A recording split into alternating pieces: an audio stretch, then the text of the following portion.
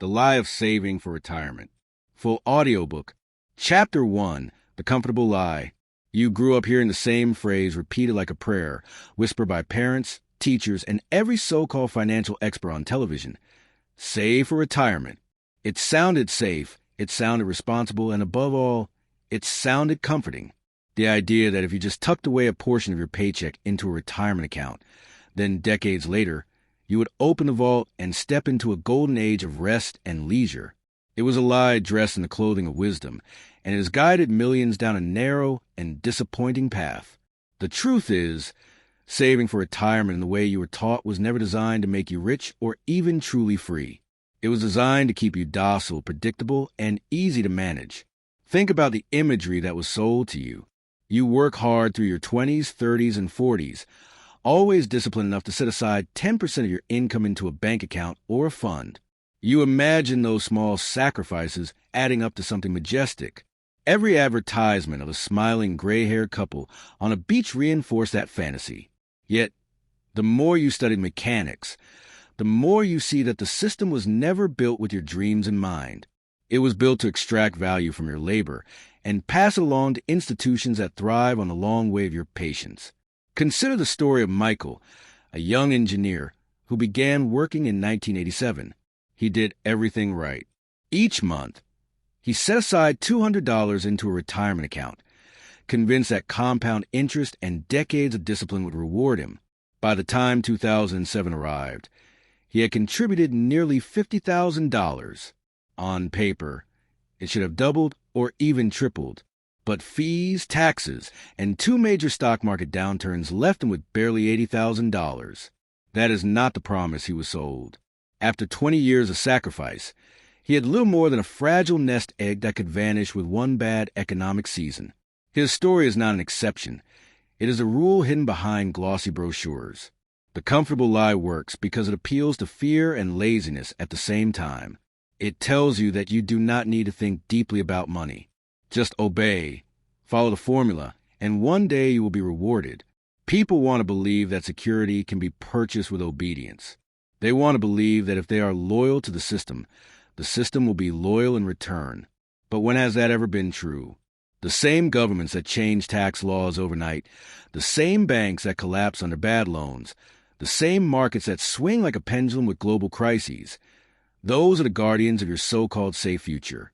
And yet, you are expected to trust them with 40 years of your best energy. Look around at the retirees you know. How many of them are truly free?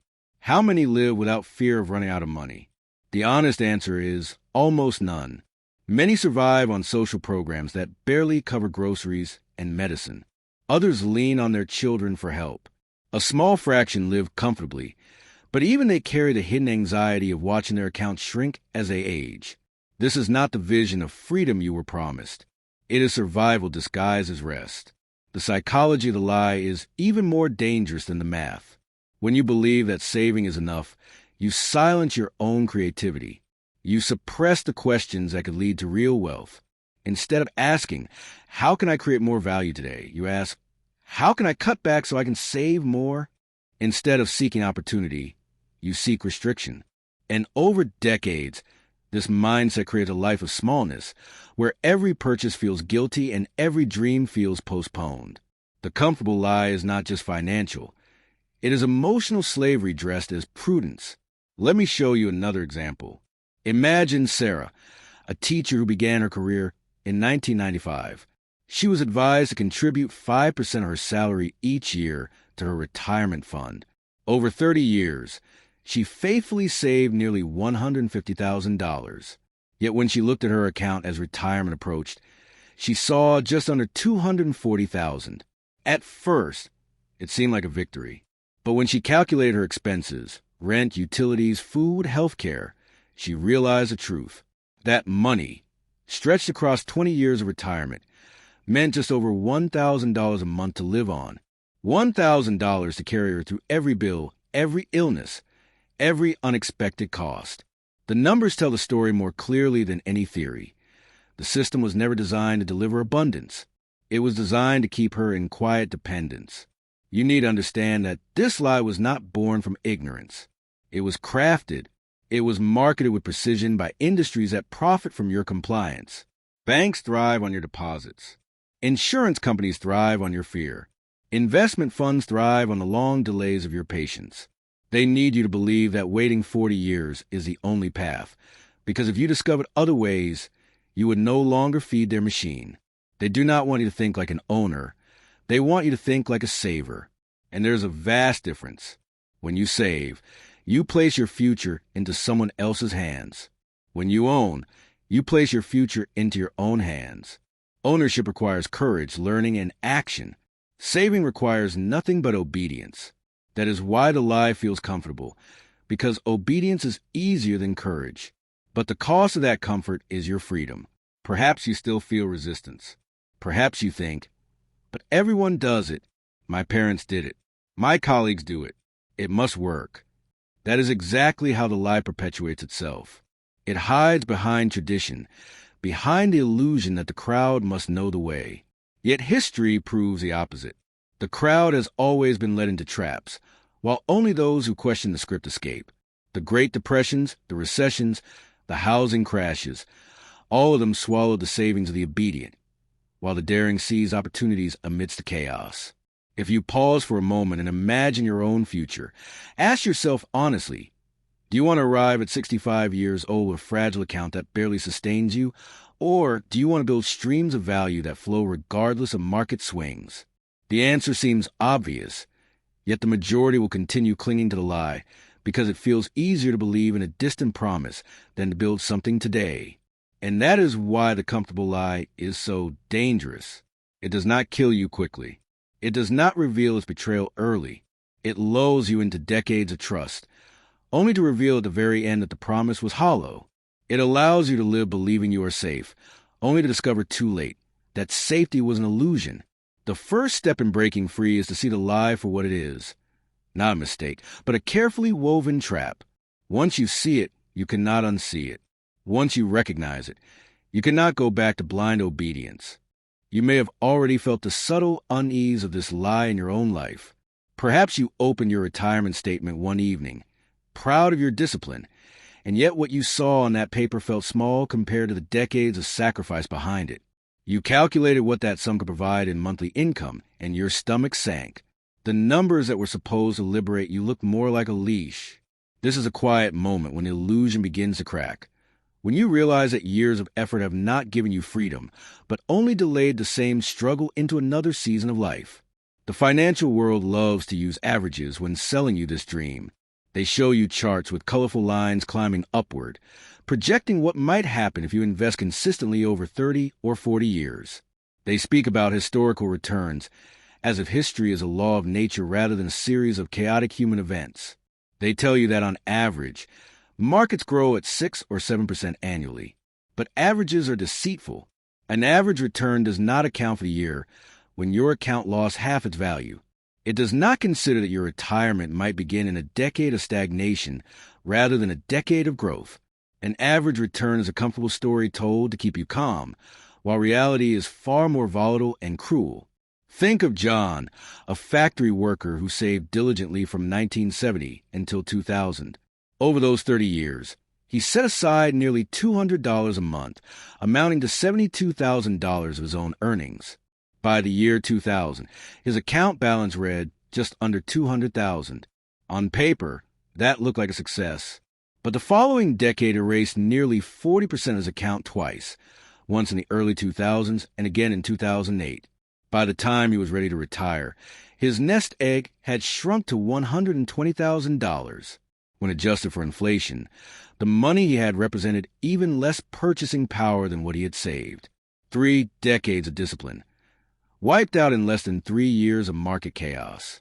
This is a core cruelty of the comfortable lie. It places your future into a system that punishes you for being patient. You are told to delay your dreams for decades, but the moment you need your savings most, the system delivers its greatest betrayals. The institutions that encourage your loyalty shrug and remind you that markets recover, but recovery means little when your retirement window has already opened. You do not have another 20 years to wait. The time you gave cannot be returned. The lie thrives on silence. Few retirees speak openly about their disappointments, and those who do are dismissed as unlucky. The successful ones, the few who manage to retire comfortably, are paraded as proof that the system works. You are shown the exceptions and told they're the rule. But if you look deeper, you see a different picture. For every smiling couple on the beach, there are dozens of anxious men and women calculating how long their money will last, afraid of medical bills, afraid of inflation, afraid of outliving the accounts they sacrificed their youth to build. It is not just the numbers that betray you. It is the very concept of waiting for one day. Life is not meant to be postponed for 40 years. The idea that you should tolerate misery now in exchange for a vague promise later is itself a prison. You were not created to store your energy in a vault. You were created to build, to grow, to expand your influence and impact while you are alive and strong.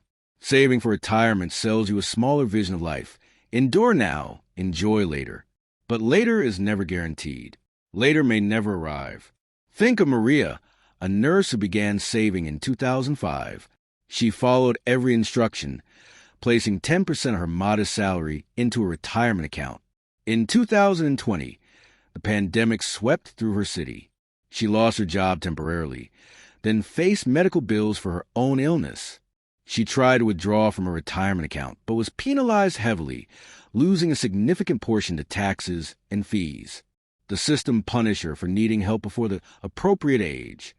In that moment, she understood the cruelty of it all. Her money was locked away, guarded not for her benefit, but for the benefit of institutions that profited from her waiting. Her loyalty was never to be rewarded. It was to be exploited. The comfortable lie also manipulates language. Notice how words like safety, prudence, and responsibility are tied to saving. By contrast, words like risk, gamble, and reckless are used for those who choose to step outside the system.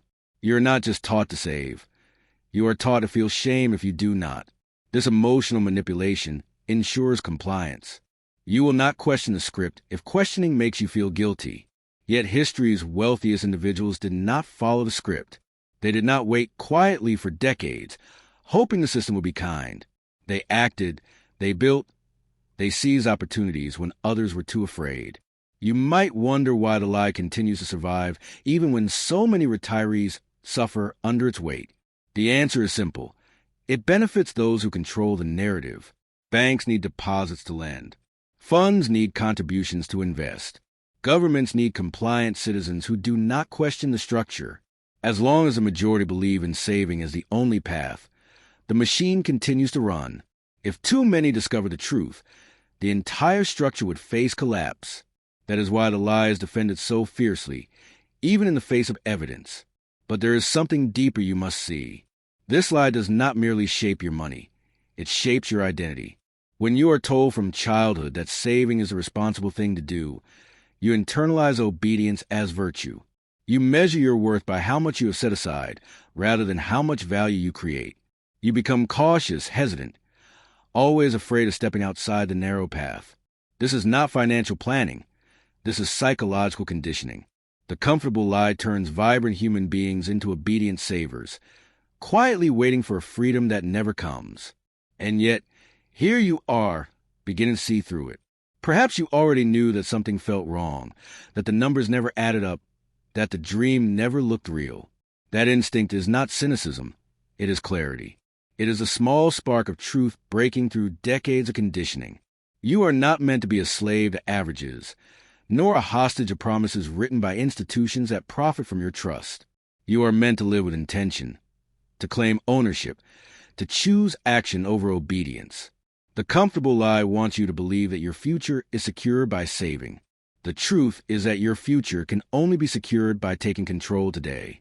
The lie wants you to believe that freedom is waiting for you at 65. The truth is that freedom begins the moment you decide to stop obeying a system designed to keep you small. Once you recognize this, the illusion collapses. And though the collapse may feel frightening, it is also the beginning of something far greater. The possibility of a life not postponed, but lived fully now. Chapter 2. The Mechanics of Shrinking Money. You have been told to save diligently, to place your hard-earned income into accounts and funds that promise safety. But what you are not told loudly enough is that money does not stand still. It is always moving. always shifting in value, and almost always shrinking when left in places that appear secure. The erosion happens quietly, invisibly, and yet relentlessly. What looks like a strong number on your statement today will purchase less tomorrow, and even less the year after. You are not simply saving. You're fighting a battle against forces that never rest. The first and most obvious enemy of your savings is inflation. Inflation is not some abstract concept whispered by economists on television. It is a silent thief walking into your home each year. Imagine you saved $10,000 in 1990. At that time, those $10,000 could pay for a modest used car or cover nearly half a year of rent in many cities. If you held those $10,000 untouched for 30 years, by 2020, you would still see the same number on paper. But what it could buy had shrunk to a fraction. That same sum might barely cover 2 months of rent or the down payment on a car that you once could have bought outright. The digits looked unchanged, but their power was drained year after year by the invisible tax of inflation. This is the cruelest part. The institutions that tell you to save know this perfectly well. They understand that what looks like growth in your account is often just a race to stay in the same place. If your savings grew by 3% in a year while inflation also grew by 3%, you gained nothing. You stood still. Worse, if you paid 1% in fees and 2% in taxes, you actually moved backward, all while being told you were moving forward. Consider the story of David, a diligent office worker who began saving $200 a month in 1985. Over 15 years, he put aside $36,000. By the year 2000, his account showed nearly $50,000 thanks to interest. On paper, he felt secure. But inflation over those years meant that the $50,000 had the same purchasing power as about $30,000 from when he began. In real terms, his 15 years of discipline had given him less buying power than if he had simply hidden the money under his mattress. He obeyed, he saved, and yet he lost. Inflation alone would be enough to make saving for retirement a shaky plan, but it does not work alone. Taxes are another sharp blade cutting into the promise of safety. Every dollar you earn is taxed when you receive it, and many of the accounts built for retirement are taxed again when you withdraw. This means that the same dollar is bitten twice, once when you earn it and once when you need it.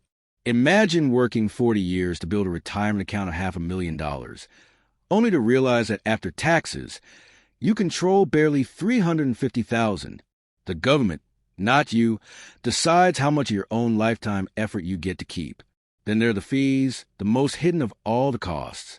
Banks and funds are masters of taking small slices so quietly that you hardly notice. A 1% annual fee sounds harmless, even trivial, but stretched across decades, it is devastating. If you save $100,000 and the account grew at 6% annually for 30 years without fees, you would finish with nearly $600,000. But with a 1% annual fee, the final amount shrinks to just under $450,000. That single percent stole $150,000 from your future. Multiply that by millions of savers, and you begin to see why the financial industry loves the myth of saving for retirement. They are not just managing your money. They are siphoning your future. Think of Emma, a nurse who trusted her retirement fund with a well-known financial institution. She contributed faithfully, and every statement she received showed positive growth. But buried in the fine print were annual management fees, trading fees, and advisory costs that together equaled nearly 2%. Over 25 years, those fees consumed more than $100,000 of her contributions. She had sacrificed dinners out, vacations, and new clothes in order to save, but the institution she trusted simply transferred her sacrifice into their profit. Her faithfulness made them wealthy, while leaving her with far less than she expected. This is the unspoken design of the system. Inflation, taxes, and fees work together to ensure that your money shrinks while appearing to grow. You are shown charts and projections that highlight the gross returns, but the real returns, what you actually keep and what you can actually spend, tell a much darker story. The numbers are not what they seem, and the comfort of saving is nothing more than an illusion propped up by smoke and mirrors. Even beyond the math, the psychological effect of shrinking money is profound. You begin to doubt your own efforts. You start to believe that perhaps you are the problem, that maybe you should have saved more, cut more, denied yourself more pleasures along the way. But the truth is, you were placed into a rigged game. You were told that playing by the rules would reward you. But the rules were designed to ensure that your money leaked from every angle. It is not your failure. It is the system's success. When you recognize this truth, a new kind of anger rises in you. You realize that your loyalty has been exploited, that your obedience has enriched others, and that the shrinking of your money was not an accident, but a feature of the system itself. That anger is healthy because it pushes you to ask better questions. If saving does not protect you, then what does? If the system drains you while pretending to protect you, then where should your energy truly go? These are the questions that break chains, the questions that pull you out of the fog of obedience and into the clarity of ownership. And it all begins with seeing clearly. Every dollar saved in the traditional way is not safe. It is shrinking. It is being eaten alive by forces that you were never meant to control, forces that were designed to profit from your patience. This is a mechanic of the shrinking dollar, the trap disguised as safety, the erosion hidden beneath the promise. You have already seen how inflation, taxes, and fees work together like silent predators, eroding what you thought was secure. But the shrinking of your money goes even deeper. It is not only about numbers on a statement or digits in an account. It is about how time itself conspires against the saver who trusts the system blindly. Every year that passes, the value of what you save weakens, not because you are careless, but because the very environment where you place your trust is designed to decay. Think about how prices behave across a lifetime. In 1970, you could walk into a grocery store with $20 and leave a cart filled with meat, bread, fruit, and even some treats. In 2000, that same $20 bought only a few bags. By 2020, it barely covered a single meal for a family of four. If you saved $20,000 in 1970 and did nothing with it, the number stayed the same, but its power was slashed into pieces by the rising tide of prices. The cruel irony is that while the government prints more money and reduces its value, you are told to hold still and wait. You obey, while the ground beneath your savings crumbles. Even when money appears to grow, it is often shrinking. Consider Mark, who proudly watched his retirement account climb to $300,000 by the year 2008. He felt secure until the global financial crisis cut it nearly in half within a year. Suddenly, he was staring at $160,000, the same amount he had saved 15 years earlier. All of those years of contributions and compounding were erased in a matter of months.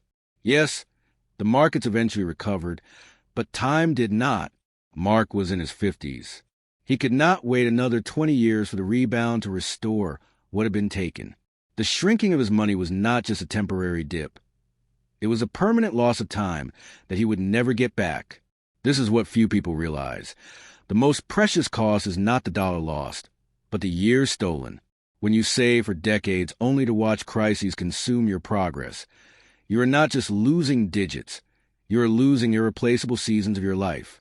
You sacrifice opportunities, postpone experiences, and defer dreams in the name of saving. And when the system fails you, you cannot buy those years back. The shrinking of money is not just financial, it is personal. It robs you of life itself. And then there is the myth of safety. Banks and retirement accounts convince you that your money is secure with them. They speak of guarantees and protections, but even these are slippery words. Banks collapse. Governments change the rules. Companies managing funds declare bankruptcy. Every guarantee is only as strong as the institution behind it, and history shows that institutions are fragile. In 2008, millions watched supposedly safe accounts evaporate as financial giants crumbled. In other nations, entire currencies have collapsed overnight, leaving savers with paper that could not buy a loaf of bread. The mechanics of shrinking money do not respect borders. They operate wherever human beings believe too strongly in the permanence of fragile systems. Take the case of Elena, who lived in Argentina. She had saved faithfully for 20 years, storing her pesos in what she believed was a reliable account. Then came the devaluation. Overnight, her life savings could not even purchase a few months of groceries. She was forced to sell her furniture, her jewelry, and even her home just to survive. The digits in her account had not disappeared, but their power had evaporated completely. This story may sound distant, But it is not. Every country that inflates its currency plays the same game, and every saver who trusts blindly is a pawn on their board. When you recognize the fragile nature of money itself, you see why saving is not enough. Money is not solid like a brick. It is fluid like water.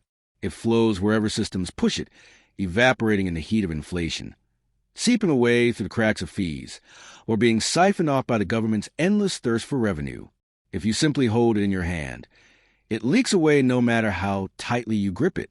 The comfortable story of saving pretends that money will remain faithful to you if you remain faithful to it. But the truth is, money is loyal to no one. This recognition changes everything about how you view retirement. The old promise was that if you just save enough, you could live off the pile. But the mechanics of shrinking money mean that the pile is never enough. You might reach 65 with $500,000, but inflation will make that pile feel like half. Taxes will take another slice. Healthcare costs, which often grow faster than inflation, will eat through the rest. What looked like security on paper becomes insecurity in practice. The pile does not sustain. It shrinks, always shrinking, until fear replaces the comfort you once believed in. The hardest truth to accept is that the system is not broken.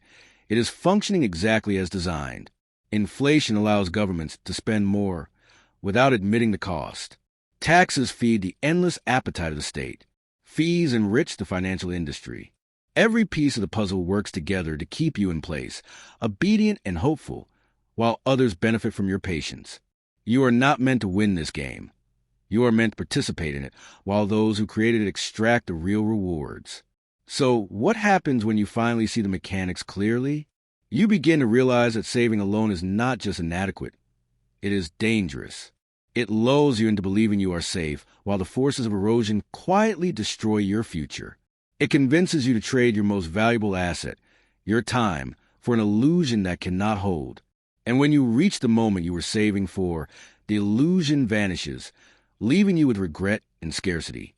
The shrinking of money is not a theory. It is a daily reality.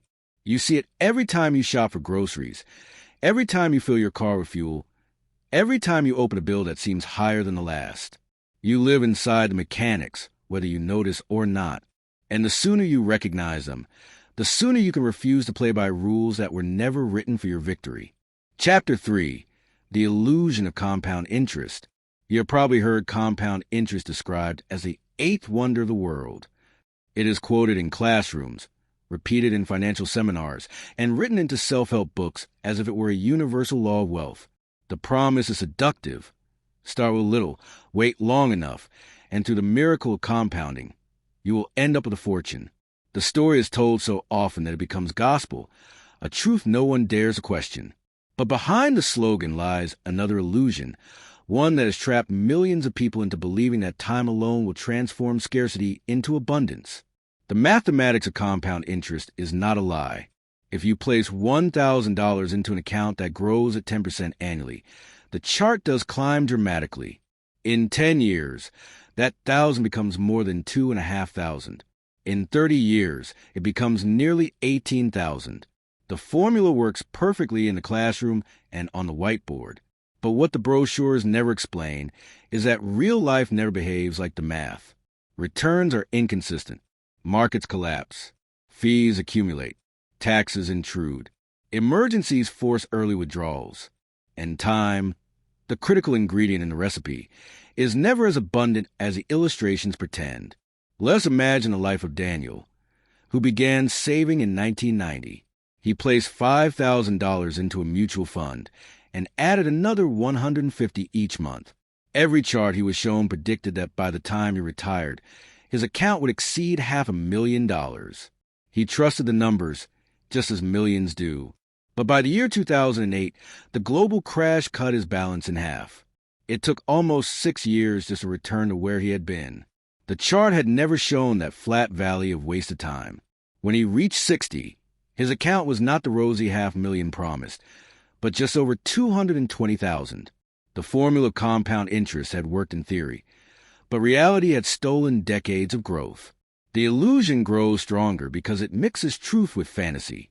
It is true that compounding accelerates growth over time. But what is left unsaid is that the acceleration only matters if the original numbers are large and untouched.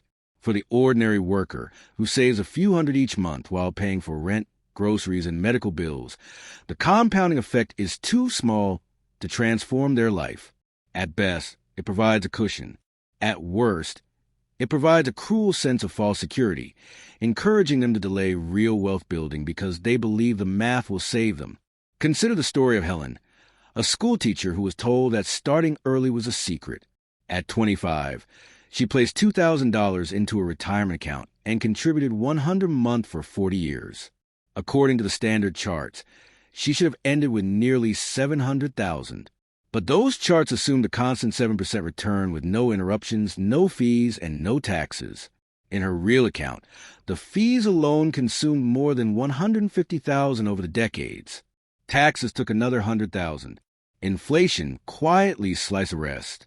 By the time she retired, her account stood at $400,000, which after inflation held the purchasing power of less than $200,000 in today's terms.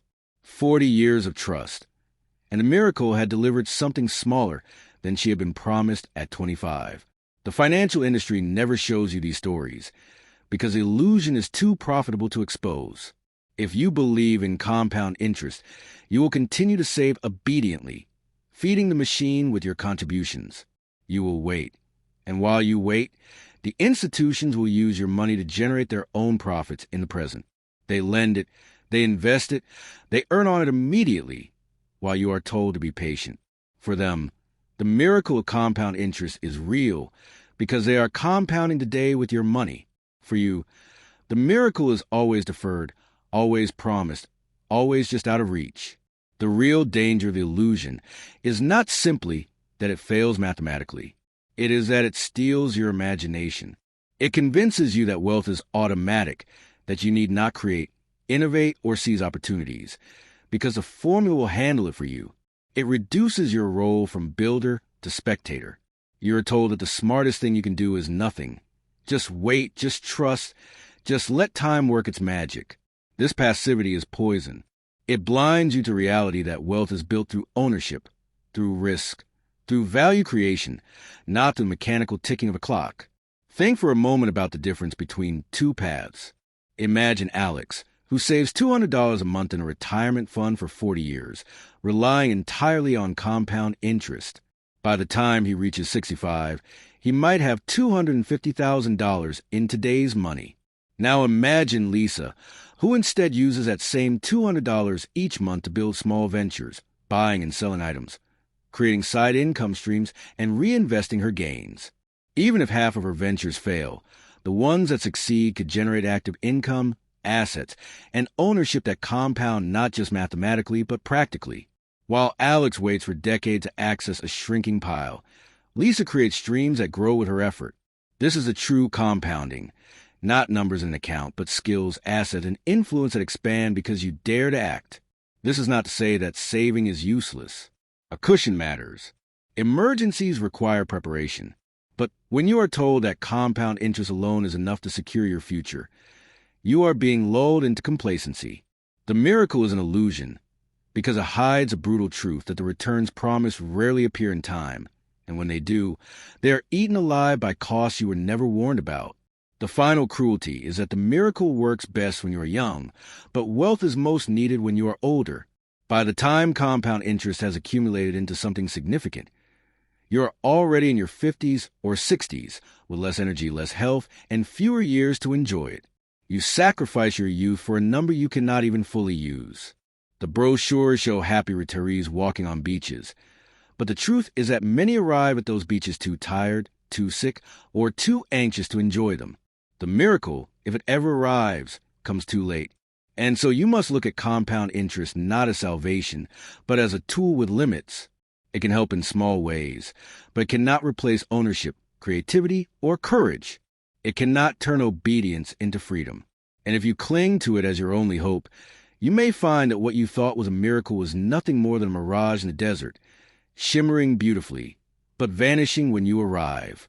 You must understand how deeply the illusion of compound interest has been embedded into the culture of money. It is taught as if it were a law of nature, like gravity, when in reality it is a fragile formula dependent on countless unstable variables. The markets must perform in your favor for decades.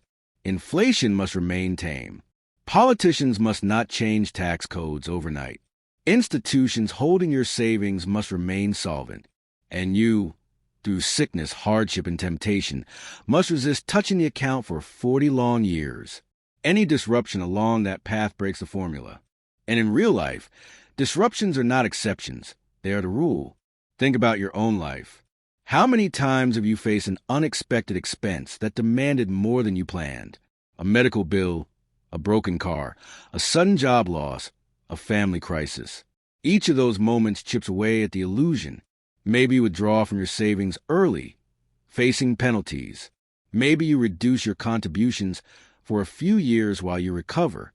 On the glossy charts, none of that happens. The lines on the graph always rise smoothly, untouched by reality. But in your life, reality interrupts constantly. What begins as a promise of steady compounding soon becomes a disappointment of uneven growth. Take the example of Robert, a man who began saving faithfully in 1995. Every month, he placed $200 into a retirement fund, confident that the miracle would work for him. In 2008, during the global crisis, his account lost nearly 40% of its value. He told himself not to panic, because the brochures had warned him that markets always recover.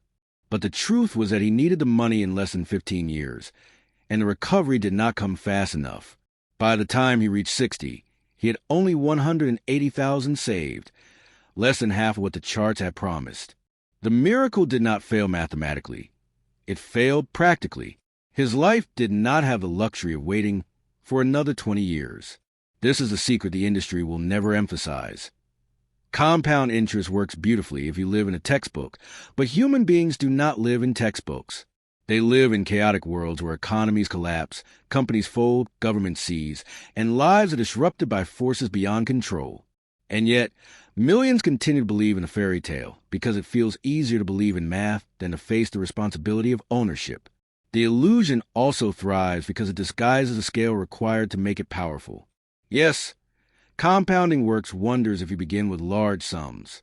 If you invested $100,000 at the right time and it grew at 8% annually for 30 years, you could indeed see over $1 million. But the ordinary worker does not begin with $100,000. He begins with $50 a week or $200 a month. And compounding those small numbers over decades, even under optimistic conditions, rarely creates wealth that liberates. It creates wealth that sustains barely enough to survive. The miracle is real for those who already have, and a mirage for those who begin with little. The story of Linda reveals this clearly. She was a single mother working as a secretary. She managed to put aside $100 a month for 30 years. She sacrificed vacations and new clothes to keep the contribution steady. At the end of her working life, her account showed just under $90,000. It was more than she would have had otherwise, but it was nowhere near the miracle she had been promised. $90,000 spread over 20 years of retirement meant just a few $100s a month, not even enough to cover rising healthcare costs. Her faith in compound interest had given her a cushion, but not freedom. The miracle had been exaggerated beyond recognition. The truth is that compound interest benefits institutions far more than it benefits individuals. Banks lend your deposits immediately, earning interest every single day, while you are told to wait for decades. Credit card companies apply compounding against you, charging interest daily, turning small debts into mountains. The wealthy use compounding not by waiting 40 years, but by leveraging capital into businesses and assets that grow in real time. They do not sit obediently, watching a slow chart crawl upward. They use compounding aggressively, creatively, and constantly. That is why they grow richer while ordinary savers wait patiently for the promise that never arrives. Even the language surrounding compound interest reveals the manipulation. You are told that patience is a virtue, that time in the market beats time in the market, that slow and steady wins a race. These proverbs are not designed to empower you. They are designed to pacify you. They encourage you to sit still while others move. They reward you for waiting while others act. They comfort you into believing that inaction is wisdom. But in reality, inaction is surrender. The miracle of compounding belongs to the active, not the passive. There is also the cruel timing of life itself. Compounding requires decades to show its full power, but life does not always give you decades. A heart attack at 50, a cancer diagnosis at 60, a sudden death at 62. These are realities that no chart considers. You are told to sacrifice your youth for an old age that may never arrive. The illusion steals the most vibrant years of your life, promising joy in a season that might never come. And if it does come, it often arrives with weaker health and fewer opportunities to enjoy what you waited for. The miracle, if it ever manifests, comes too late to matter. This is why the illusion must be broken. Compound interest is not evil in itself, but it is dangerous when worshipped as salvation. It is a tool, not a destiny. Used wisely, it can assist you. Trusted blindly, it can enslave you. The financial industry will continue to parade charts and slogans because they need your obedience. But once you see the truth, you can no longer be lulled into waiting. You will realize that the miracle they promise is nothing more than a trick of perspective, a mirage that looks glorious from a distance but fades when you approach. Freedom is never built on illusions. It is built on clarity, courage, and creation.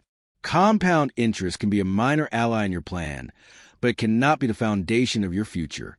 If you try to build your life upon it, you will discover too late that the ground was sand shifting beneath your feet. To break free, you must stop worshiping the formula and start seizing the reality that wealth is not compounded in accounts. It is compounded in actions, ownership, and the daily choices to grow what you control. Chapter 4. The Retirement Industry Script. From the moment you first heard the phrase "save for retirement," you were not hearing the wisdom of your parents or teachers alone. You were hearing the echo of an industry that had perfected the art of storytelling. The retirement industry, a massive network of banks, insurance companies, financial advisors, and fund managers, thrives not on your freedom, but on your obedience. It survives because you believe its script, a narrative carefully written to keep you compliant for decades. And like all good scripts, it is filled with familiar characters, predictable lines, and comforting illusions designed to make you feel safe while you are quietly drained to your future. The first act of this script begins with fear. You are told that one day you'll grow old, that your body will weaken, and that without savings, you will face poverty and humiliation. They paint the picture of the elderly man counting coins at the grocery store, the grandmother who could not afford medicine, the retiree forced to work part-time as a greeter at a store.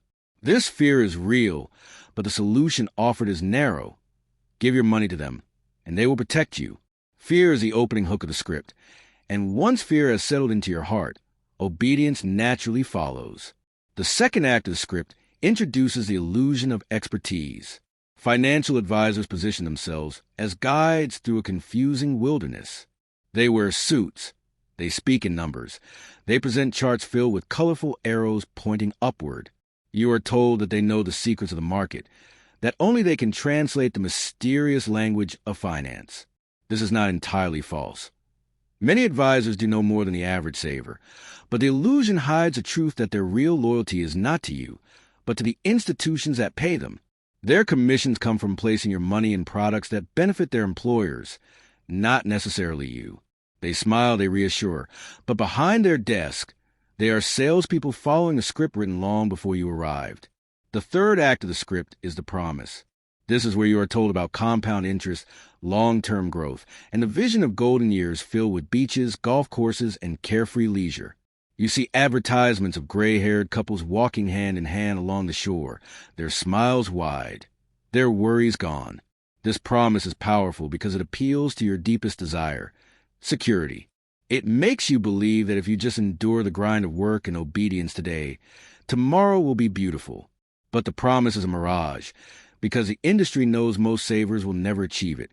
The numbers do not support the dream. The promise is bait, not reality. Take the example of Paul and Janet, who followed every rule the script provided. For 40 years, they put 10% of their income into retirement accounts. They trusted their advisor, who reassured them that the markets always recover. At 65, they had nearly $400,000 saved. It seemed like a victory until they calculated what they could safely withdraw each month. At a modest drawdown rate, their money provided less than $2,000 a month. After taxes and rising healthcare costs, they were left with barely enough to cover bills and food. The image of walking beaches was replaced by the reality of clipping coupons and praying their savings would last. The script had delivered obedience but not abundance. The fourth act of the script is silence. Once retirees realize that the dream was smaller than promised, their disappointment is rarely broadcast. The industry thrives on success stories, not failures. Those who feel betrayed remain quiet, ashamed that perhaps they did something wrong. Meanwhile, the exceptions, the handful of retirees who do live comfortably, are celebrated as proof that the system works. But they are not the rule.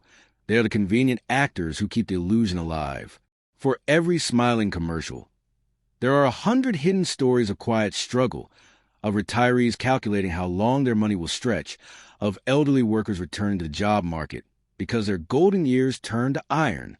The script works because it is repeated everywhere. Schools teach children to save. Employers automatically deduct contributions. Advisors preach patience. Governments design tax codes that reward obedience to the system. The message is not whispered. It is shouted in unison. And when a lie is repeated loudly and often enough, it becomes accepted as truth. You grow up believing the script not because you studied the math, but because everyone around you recited the same lines. The comfort of the script is not in its accuracy, but in its familiarity. And perhaps the most dangerous part is that the script discourages questions. If you ask, "Why does my advisor earn more for my account than I do?" you are labeled as suspicious. If you ask, "Why does inflation erase my gains?" you are told not to worry because the market always goes up. If you ask, "Why should I wait 40 years for freedom I may never enjoy?" you are considered reckless or irresponsible. The script does not tolerate improvisation. It requires that you play your role faithfully, without deviation. Yet, when you look behind the curtain, the truth is obvious. The retirement industry is not built on your success. It is built on your contributions. Your patience funds their profits. Your fear funds their growth. Your obedience ensures their survival. They do not need you to win. They need you to participate. And as long as you believe the script, you remain the perfect character in their story, loyal, predictable, and profitable. This is not to say that every advisor is malicious or that every product is worthless. Many individuals working within the system are sincere, even kind. But sincerity does not change the structure. The script is larger than any one person. It is a system designed to capture your imagination, to tie your dreams of safety to their services, and to ensure that your energy fuels their empire. When you begin to see the script clearly, you notice the cracks. You notice how the advertisements always show leisure, but never show medical bills. You notice how the charts always climb, but never dip. You notice how the words average returns hide the fact that your timing may be unlucky. And once you notice these cracks, you cannot unsee them. The illusion begins to fade, and in its place, you feel the first stirrings of rebellion. You realize that you do not need to play the role they wrote for you. You can write your own. Once you begin to understand how carefully this script has been written, you start to see its fingerprints everywhere.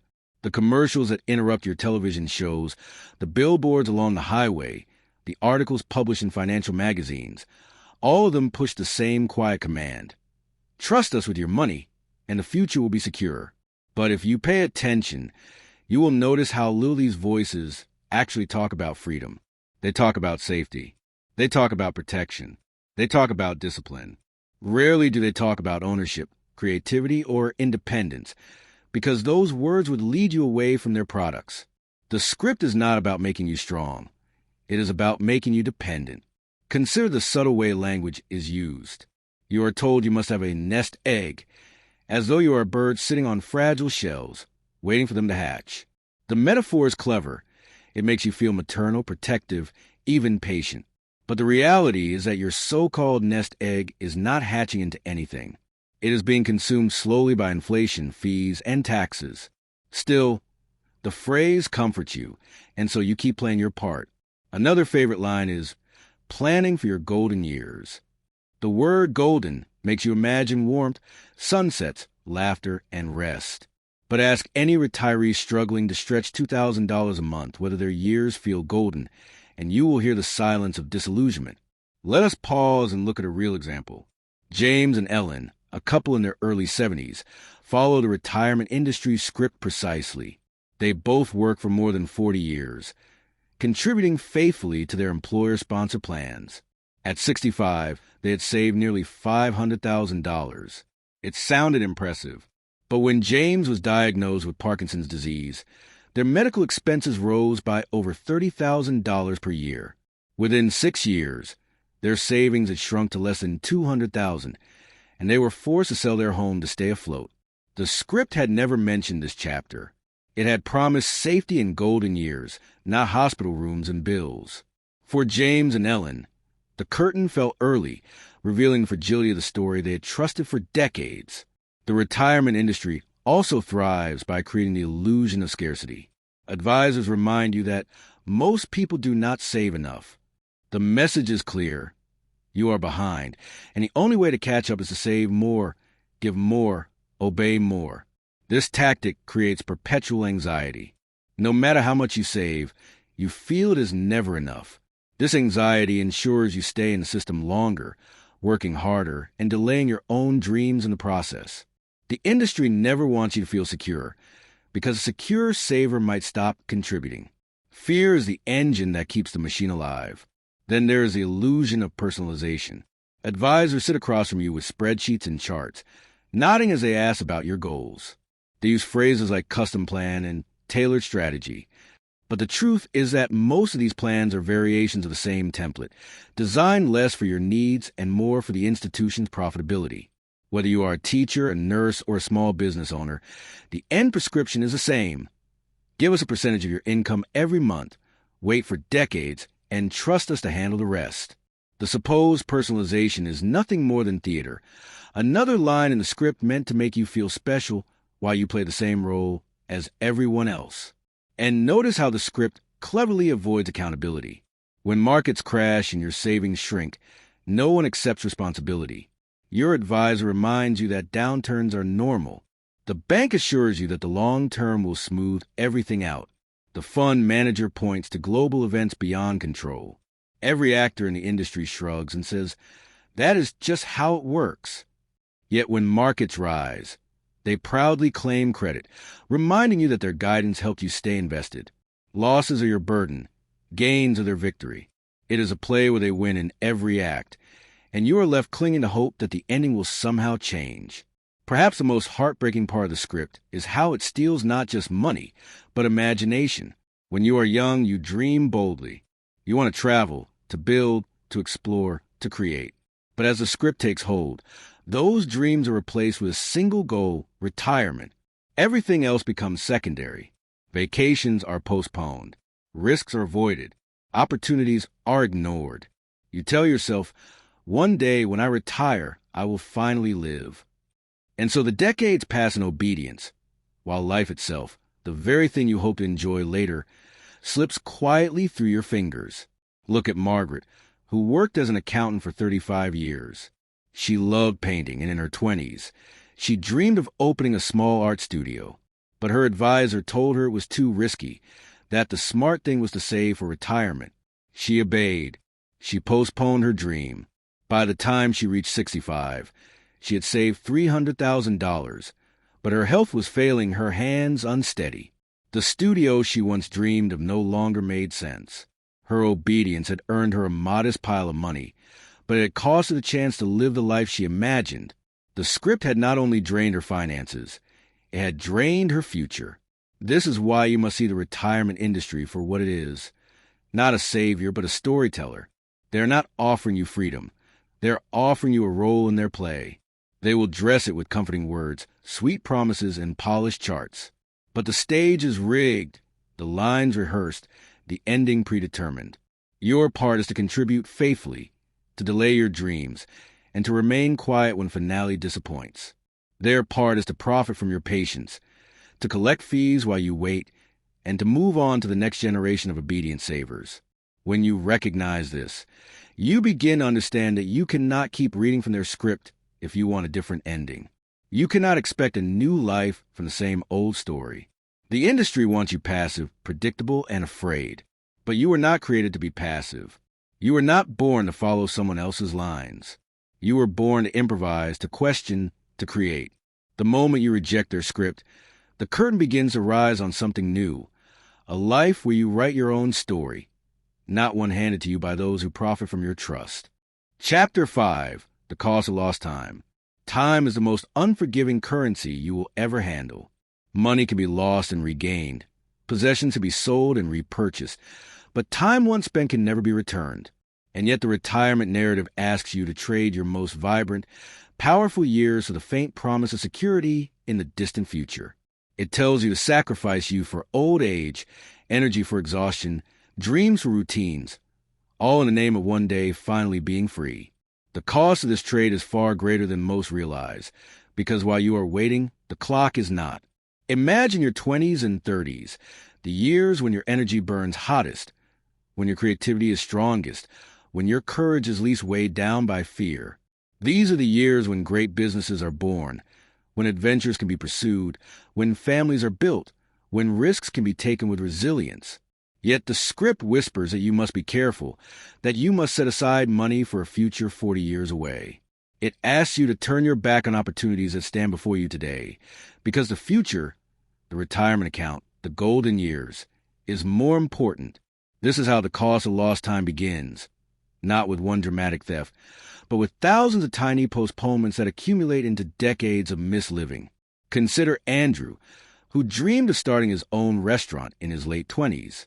He had saved nearly $15,000, enough to cover rent and initial expenses for his venture. But his advisor warned him that using his savings for such a risky endeavor would jeopardize his retirement.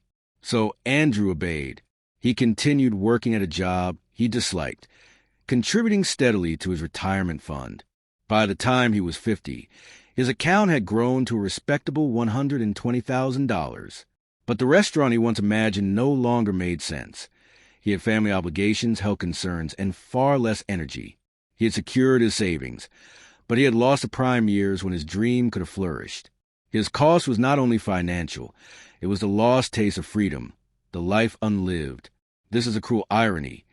The very years when you could do the most of your life are the years the system demands you suppress in favor of later. And the later, when it finally comes, is often weaker, smaller, more constrained. At 65, your body does not leap into adventures as it did at 25. Your health is not as resilient, your imagination not as daring, your opportunities not as abundant. The script tells you to wait until the sunset of life to begin living, but sunsets are brief and they carry shadows. The cost of lost time is also measured in relationships. How many fathers miss weekends with their children because they were working overtime to save more? How many mothers silence their own dreams because every spare dollar went into a retirement fund? How many families postpone travel, exploration, and share memories, all because the script said, "Not yet, one day"? Those days do not return. The child who wanted your attention grows up. The couple who wanted to travel together grows old. The friends who dreamed of adventures move on or pass away. Time lost in the name of saving is not stored. It is gone forever. Let us look at the story of Clara, a nurse who longed to see the world. In her 30s, she had opportunities to join humanitarian trips to Africa and South America. But each time, she hesitated, worried that the cost would derail her retirement plan. She saved faithfully, building her account year by year. At 65, she finally booked a trip to Africa. But arthritis made walking painful. Her energy waned quickly, and her doctor warned her against long journeys. She went, but the experience was shadowed by what could have been. She saw the places she had dreamed of, but she knew she had lost the chance to live them fully when her body was young. Her retirement savings were intact, but her memories were filled with the ache of time lost. This is a tragedy that no retirement brochure ever shows. They display the smiling retiree on the cruise ship, the couple strolling through vineyards, the grandparent holding a child on the beach. They never show the tired eyes, the aching knees, the regret of realizing that the world was waiting when you were young, but you postponed it for a future that feels smaller than promised. The cost of lost time is not visible on a statement, but it is etched deeply in the soul. The system relies on your willingness to believe that later is better. It convinces you that sacrifice today will create abundance tomorrow. But the truth is that tomorrow is not guaranteed. Illness can strike. Economies can collapse. Accidents can rewrite the script overnight. And when tomorrow is stolen, the sacrifices you made today cannot be reclaimed. The life you postpone remains postponed forever. And yet, millions continue to obey the narrative, not because it works, but because it feels safe to conform. To rebel against the retirement story feels reckless, even irresponsible. But the real irresponsibility is to surrender decades of your life to a promise that has failed generation after generation. The cost of lost time is the highest cost you will ever pay, because no return, no investment, no compound interest can restore the years you gave away. When you step back and look at your life as a whole, the question becomes painfully clear. Do you want to live fully now, building freedom and ownership while you have energy, or do you want to wait for a fragile promise that may never arrive? The industry wants you to choose waiting, because waiting feeds their profits. But your heart knows the truth. Waiting is the most expensive decision you can make. When you pause and think about it, the cruelest part of the retirement narrative is not the small nest egg at the end, or even the fees that drained your savings along the way. The cruelest part is the time you surrender believing you were doing the right thing. Every paycheck that could have been seed money for a new venture, every weekend that could have been spent traveling or creating, every ounce of youthful energy that could have been directed toward building something enduring, all of it was exchanged for the vague hope of a comfortable someday. That someday rarely arrives as promised, and the cost of those exchanges cannot be repaid. Consider the story of Martin, who began working in 1982 as a technician in a large manufacturing plant. His friends were starting small businesses, experimenting with ideas in real estate and technology, but Martin chose the safer route. He put 10% of his income into his retirement account, exactly as he had been advised. By the year 2000, he had saved nearly $150,000.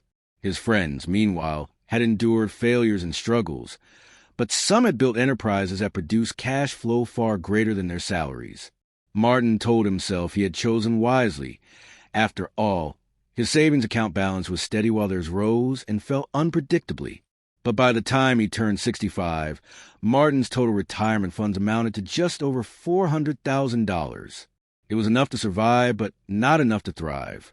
Meanwhile, one of his friends who had failed twice in business eventually succeeded with a company that produced hundreds of thousands each year in profit.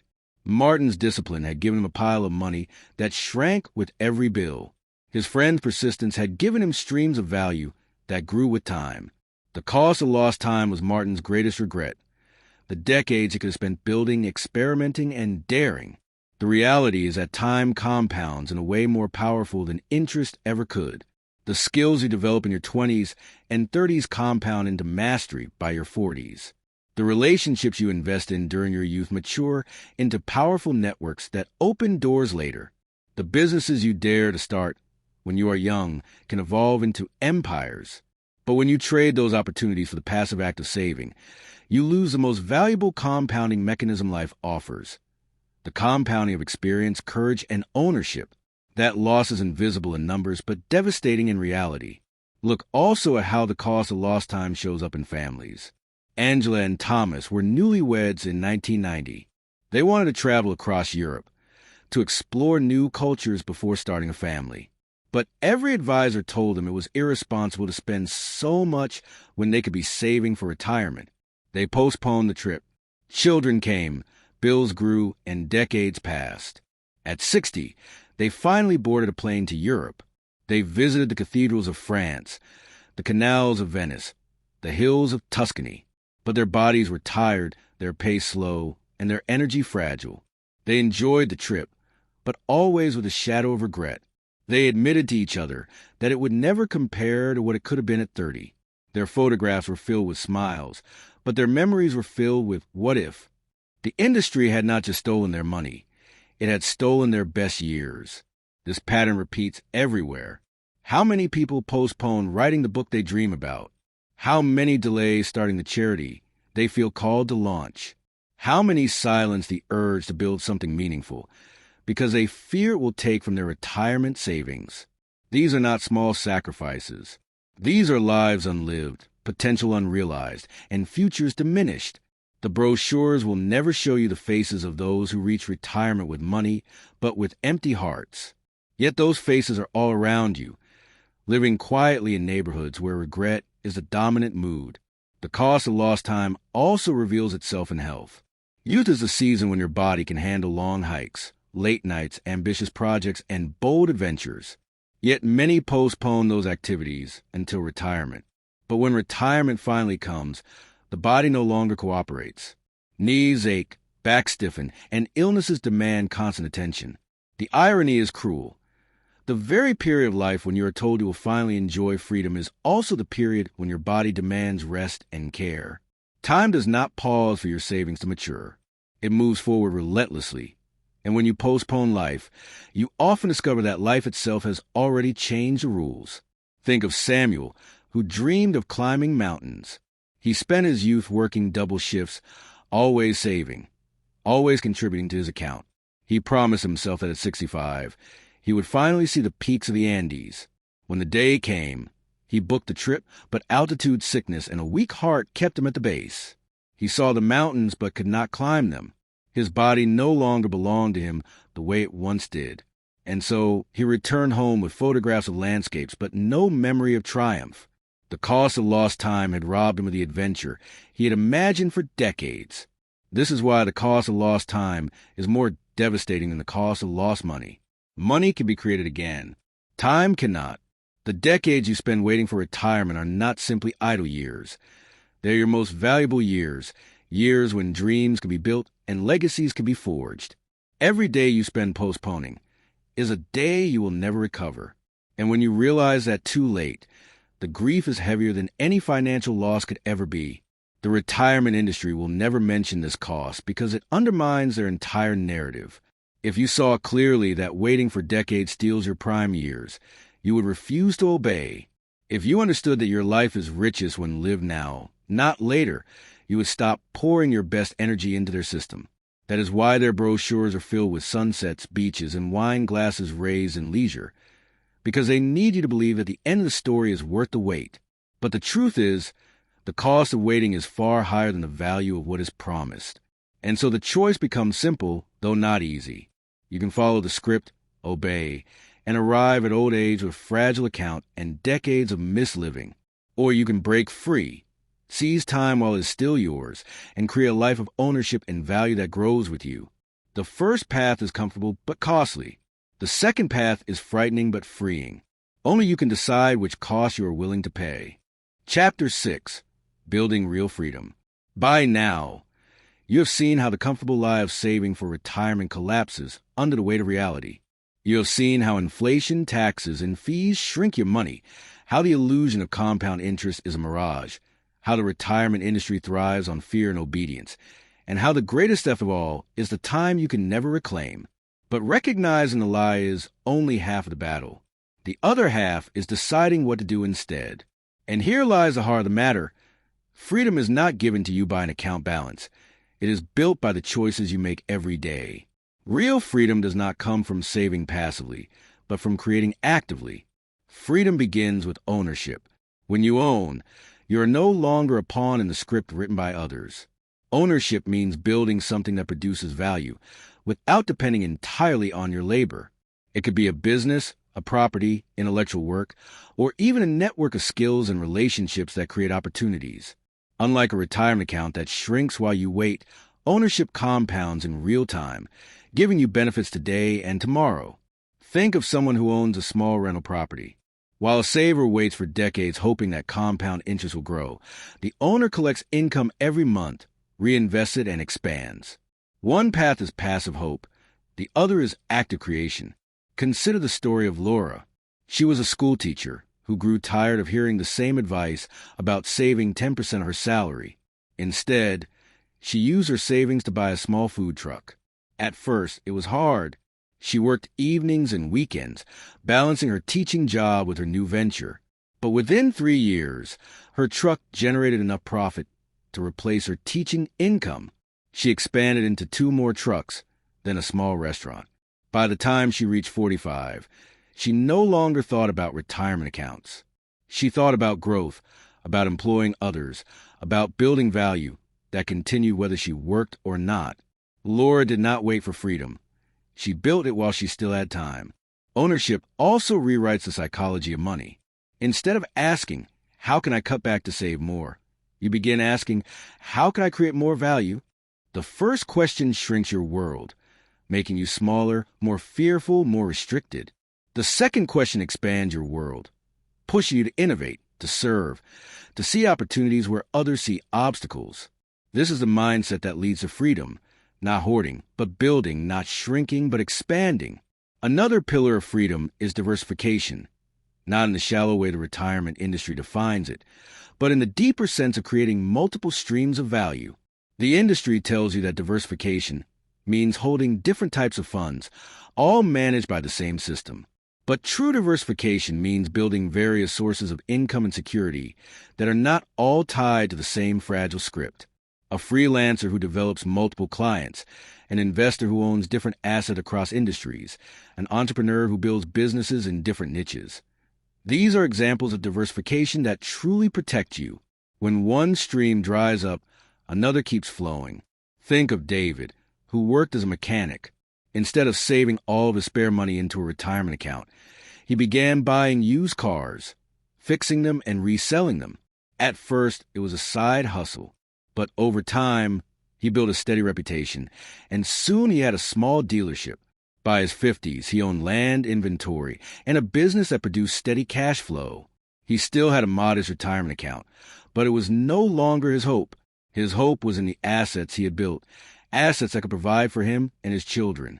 He had not only created income, he had created options. That is the essence of freedom, the ability to choose. Real freedom also requires courage, because stepping outside the retirement script means you will face criticism. People will call you reckless. They will warn you that you are making a mistake. They will point to the charts and averages that promise safety. But remember, those voices are simply reciting the industry script. They are not speaking from freedom. They are speaking from fear. If you want to live differently, you must be willing to endure their doubts, because their doubts are chains, and your courage is a key. And do not underestimate the power of small beginnings. Freedom is not built in one dramatic leap, but in daily actions. A small side business today, a new skill tomorrow, a conversation with a potential mentor. These are seeds that grow into forests. The saver looks at their account once a month and sees numbers crawl slowly upward. The builder looks at their actions daily and sees opportunities multiply. One path produces anxiety masked as discipline. The other produces energy, possibility, and hope. Look at Clara, who began making handmade candles in her apartment after work. She sold them at local markets, then online. Within 5 years, her side business produced more than her job. She did not wait for retirement to live. She created a life she enjoyed, where her work and her passion aligned.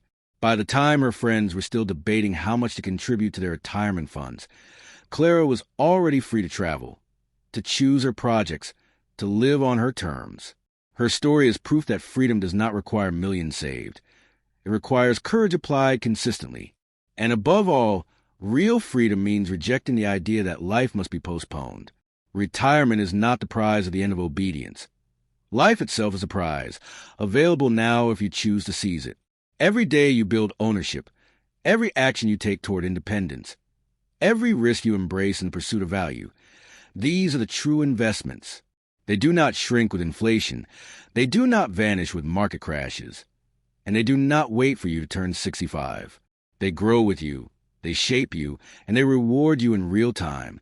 The retirement industry cannot sell this version of freedom because it cannot package it into a fund or a policy. But you can live it. You can decide today to stop waiting, to stop believing in the script, to stop surrendering your years to someone else's story. Real freedom is not found in a number on a statement. It is found in a life built intentionally, courageously, and without apology. If you want to break free from the lie of saving for retirement, you must begin by reimagining what wealth truly means. Wealth is not merely a pile of money waiting in an account. Wealth is the ability to choose your days, to direct your energy toward what matters most, to build a life that reflects your values rather than the expectations of the system. Real wealth is measured not only in dollars, but in freedom, in relationships, in health, and in opportunities. When you understand this, you see clearly why the retirement script has always been too small for you. The retirement industry defines wealth as an end number, 500,000, 1 million, 2 million. But numbers alone do not guarantee freedom. A man can retire with $1 million and still live in fear of losing it. A woman can save for 40 years only to realize that the pile she accumulated is shrinking faster than it grows. By contrast, someone who builds assets that produce consistent value can live freely even with smaller numbers, because their security is not dependent on withdrawing from a pile, but on the streams they created. This is a shift you must make, from piling to producing, from saving to owning, from waiting to creating. The saver hopes. The owner acts.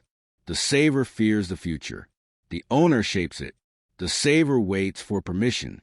The owner writes their own permission slip every single day. Consider Maria, who started a small cleaning business at 30. At first, it was just her and one helper moving from house to house. But as she reinvested her profits, she hired more workers, bought better equipment, and expanded into office contracts. By the time she was 50, she no longer cleaned houses herself. She owned a company that employed 20 people and generated steady income. She had no massive retirement account, but she had something more powerful, an engine of value that could run whether she worked or not. She could step away. She could travel. She could pass the business to her children. Maria did not wait for freedom at 65. She built it brick by brick, client by client, choice by choice. Real freedom also demands that you treat money as a servant, not a master. When you see money only as something to hoard for decades, it controls you. Every decision becomes small, measured by how much you can cut back to save more. But when you see money as a servant, you use it actively to create more opportunities. You invest in learning new skills, in building businesses, in forming partnerships. You send your money out like seeds into fertile soil, expecting it to return with more. This is not reckless spending. It is purposeful directing. The saver clutches money in fear, but the free person deploys it with intention. Take Thomas, who inherited $20,000 from his grandmother. His family urged him to put it into a retirement account. Instead, he used it to purchase equipment for a landscaping business. Within 2 years, the business earned him more than $50,000 annually, far surpassing what a retirement account could have produced in that same time. By his 40s, Thomas owned trucks, equipment, and contracts that made him financially independent. He honored his grandmother not by obeying the script, but by multiplying her gift into a life of freedom. Another truth you must face is that freedom is not built alone. The retirement industry portrays money as a solitary quest. Your account, your savings, your future. But true freedom often grows through community. Partnerships, collaborations, and networks create opportunities that individual savers never see. When you connect with others who share your vision, you multiply your strength. One person saving alone waits decades. 2 people building together can create in years what others wait a lifetime to achieve. You also need to redefine risk. The industry tells you that stepping outside the script is dangerous, that starting a business or buying assets is reckless compared to the safety of saving. But the real risk is waiting. The real risk is placing your future into a system you cannot control, into accounts managed by strangers, into promises that history shows are fragile. Yes, building something of your own carries challenges, but at least those challenges are under your influence. When you own, you can adapt. When you save, you can only wait. Look at Rachel, who worked as a nurse but always dreamed of owning property. She purchased a small duplex with the help of a modest loan. At first, it was stressful. Repairs were costly, tenants difficult. But over time, she learned. By her 50s, she owned 4 properties that produced consistent rental income. She still worked as a nurse, but she no longer feared the future. Her properties paid for themselves, grew in value, and gave her choices. When she compared herself to colleagues who had only retirement accounts, she realized she had not only more money but more control. The risk she took was the foundation of her freedom. Finally, you must embrace the truth that freedom is lived now, not later. The retirement script steals life by postponing it. But freedom means choosing to live meaningfully today while still building for tomorrow. It means taking trips while your body is strong, starting ventures while your energy is high, investing in relationships while people you love are still alive. Waiting is the most expensive choice you can make. Living is the most rewarding. When you understand this, you stop asking, how much do I need to retire? And start asking, how can I build a life I do not need to retire from? That is the real question. That is the essence of freedom. To wake up each day knowing you are not trapped in someone else's story, not bound by a system designed to drain you, but free to shape your days, to follow your calling, to live without apology. The retirement industry cannot promise you this kind of life, but you can build it. You can choose ownership over obedience, creation over waiting, courage over fear. And when you do, you will discover that freedom was never something to be delayed. It was always something to be claimed.